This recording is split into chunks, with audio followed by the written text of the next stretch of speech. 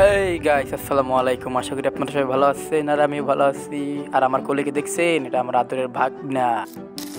আর আমরা কিন্তু কোরবানি দেওয়ার জন্য কোরবানি গরু কিনে আনছি। এটা হলো কোরবানির আগের দিন চান রাইত, তো ওই দিন আমরা গরুটা কিনে আনছি।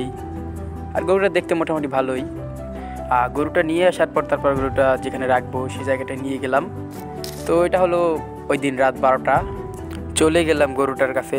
তো গরুটাকে দেখে আমার একটু মায়াই লাগছে, তাই একটু আদর করলাম। যাই হোক, কালকে এটা আল্লাহর নামে কোরবানি দেওয়া হবে, তাই ভেবে একটু খারাপও লাগতেছে। যাই হোক, তো পরের দিন কোরবানি দেওয়ার সময় তো গরু নিয়ে আসলাম কোরবানি দেওয়ার জন্য।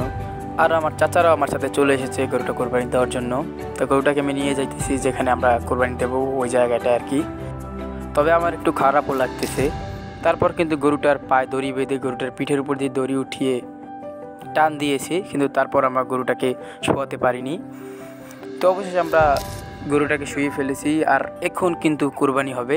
আর আমি এটা দেখাতে পারলাম না, কারণ এটা দেখানো ঠিক না, আর এই জিনিসটা দেখলে একটু খারাপই লাগবে।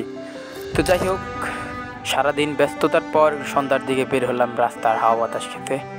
ইনশাল্লাহ আবার নেক্সট ভিডিওতে দেখা হবে। আল্লাহ হাফেজ, সবাই ভালো থাকবেন।